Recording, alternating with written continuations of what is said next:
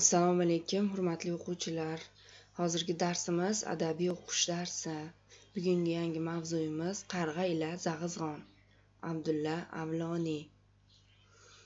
Bugun sizlar bilan oldimizga qo'ygan maqsadimiz Qarg'a ila Zag'izg'on masalini temp darajasiga rioya qilib o'qiysizlar. Insonlar timsoli haqida fikr yuritasizlar. Hushyorlikni, maqtanchoq bo'lmaslikni o'rganasizlar.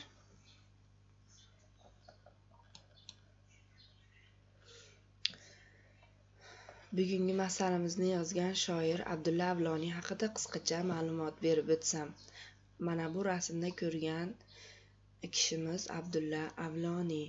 Demak, Abdulla Avloniy 1878-yil tug'ilib, 1934-yil bu dunyoni tark etgan ekan. Abdulla Avloniy 1878-yil 12-iyulda Toshkentda hunarmandlar oilasida tug'ilgan. Uning ijodiga bir nazar tashlaydigan bo'lsak, shoirning she'riyati bilan tanishadigan bo'lsak, unda bir qiziq holatlarga duch kelamiz. Unda birorta ishqiy she'r yo'q uning ijodida. U ijtimoiy muammolarni, el, yurt g'amini muhimroq bilib, xalq va vatan baxtsizligi oldida har qanday muhabbatni rad etib yashagan. O'z ona diyorini bamisoli yor kabi sevgan. Butun mehrini ona diyoriga bag'ishlagan. Asrimiz boshlarida Turkiston taqdirida g'oyat mas'uliyatli bo'lgan. Uning hayot-mamot masalasi hal qilinayotgan bir paytda u mana shunday yirik she'riy asarlarni chiqargan. Abdulla Avloniy davrining ziyolisi, yirik ma'rivat parvari bo'lib hisoblangan. Mana shu yozgan she'rlarining bir qismidan bizga Qarg'a ila Zag'izg'on masali bilan tanishamiz. Bolalar, keling, avval o'ylanib ko'raylik. Qarg'a nima-yu, Zag'izg'on nima? Har ikkalasi ham qushlar oilasiga mansub. Xo'p, Qarg'a qanday qush, Zag'izg'on qanday qush? Har ikkalasini ham taniymiz, ko'rganmiz. Kundalik hayotimizda uchrab turadigan qushlar. Qarg'ani eslaganimizda qanday insonlar timsoli ko'zimiz oldiga keladi. Zag'izg'onni eslaganimizda esa qanday insonlar timsoli ko'z oldimizga keladi. Qarg'a haqidagi o'z fikrlaringizni bayon eting, onajonlaringizga aytib bering. Zag'izg'on haqidagi o'z fikrlaringizni ham onajonlaringizga aytib bering. Demak, bugun bizning mavzuyimiz mana shu ikkala qushning suhbati haqida ketarkan. Masalni biz bilamizki, har bir masalda hayvonlarni insonlarga o'xshashtirgan timsollari aks ettiriladi. Bugun ham Qarg'a hamda Zag'izg'onning timsollarini insonlarga o'xshatishini bir ko'ramiz. Kitobimizdagi 144-betni ochib, Qarg'a ila Zag'izg'on masaliga diqqatingizni qarataman. Uni temp darajasida o'qishga harakat qilamiz. Qo'llarimizni qo'yib, she'rni, masalni kuzatamiz. Qarg'a ila Zag'izg'on. Abdulla Avloniy. Qarg'a bir kun dedi Zag'izg'onga: qoch agar ovchi duch kelsa senga, ehtiyot et o'zingni miltig'idan, kelsa poylab yiqilmagin birdan. Qarg'aga Zag'izg'on dedi: nodon, go'shtimizni yemas bizni inson. Senu bizga kerak emas qo'rqmoq, nega qo'rqasan, ey bosh to'qmoq? Ovchi ahmoq emas bizga o'q otib, bizni otmoqqa bir o'qin yo'qotib. Go'shtimiz onlara halol ermas, mullolig'ing bizga qarab kelmas. Qarg'a bu so'zni ayladi takror: dermisan odam o'g'lida rahm bor?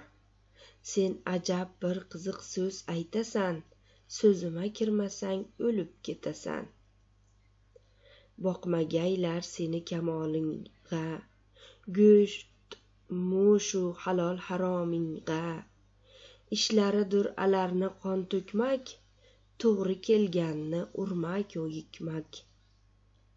To'g'ri kelsa urar bir-birini, o'qu nayza urish alar hunari.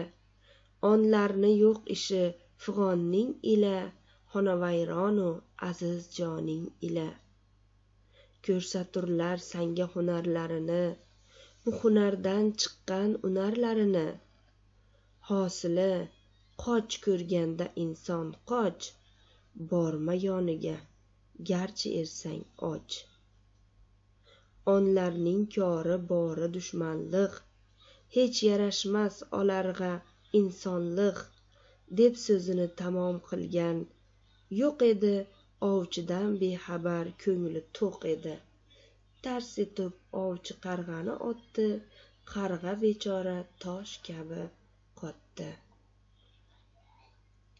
Masalni tushunib yetgandirsiz. Demak, qarg'a bilan zag'izg'on insonlar haqida suhbat uyushtirishibdi. Qarg'aning insonlar haqidagi fikri to'g'rimi bolalar? Shunday insonlar qonxo'rmi? Siz nima deb o'ylaysiz? Shunday qonxo'r, shunday yomon insonlar ham bormi? O'ylang, qarg'a qanday insonlar timsoli? Qarg'aga qanday insonlarni o'xshatasiz? Zag'izg'on qanday insonlar timsoli? Zag'izg'ongachi qanday insonlarni o'xshatasiz? Hozir sizlar ham masalni o'zlaringiz temp darajasiga rioya qilgan holatda bir qator o'qib chiqing. O'qib chiqqaningizdan so'ng maqollarga diqqatingizni qarataman. Gapning ozi yaxshi, yo'lning qisqasi. Hushyorni yov bosmas, yov bossa ham dov bosmas. Demak, maqollar bugungi mavzuyimizga oid maqollar ekan.